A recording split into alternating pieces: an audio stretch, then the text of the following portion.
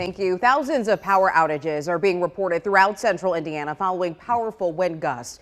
Customers from AES Indiana and Duke Energy saw disrupted service. Tonight, Fox 59's Claire Curry visited some of those impacted areas and looked at the work being done to get the power back on in those neighborhoods.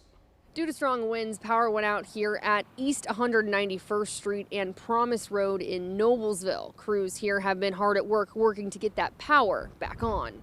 In this area specifically, a transmission static line fell down. It did lock out our circuits right here. We're working on isolating the section of line, grounding it, putting that line back up, and getting our customers restored. Nearly 3,000 homes in Hamilton County lost power overnight and early Monday morning. Powerful wind gusts caused trees to topple and branches to fall onto lines throughout surrounding counties. It creates challenges like vegetation, whether it's tree limbs, whole trees. Also creates problems with the overhead power lines moving a lot more, galloping as we call it, so that puts strain on them and they can fall down. Up to 50-mile-per-hour winds continued throughout the day and caused temperatures to feel even colder as line workers restored power. We work in all elements, wind, snow, heat, tornadoes. So we're used to, our people are used to doing this. It's their expertise.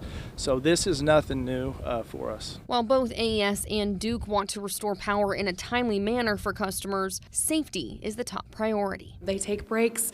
We have our stop work authority, so they can stop if it's dangerous, if there's wind, that if they're up in that big bucket truck. The electric companies ask you to report an outage if you experience one so it can get fixed as quickly as possible. Both AES and Duke remind people to not touch any downed power lines and to leave it to the professionals. Reporting in Noblesville, Claire Curry, Fox 59 News. And now at 4 with the frigid temperatures.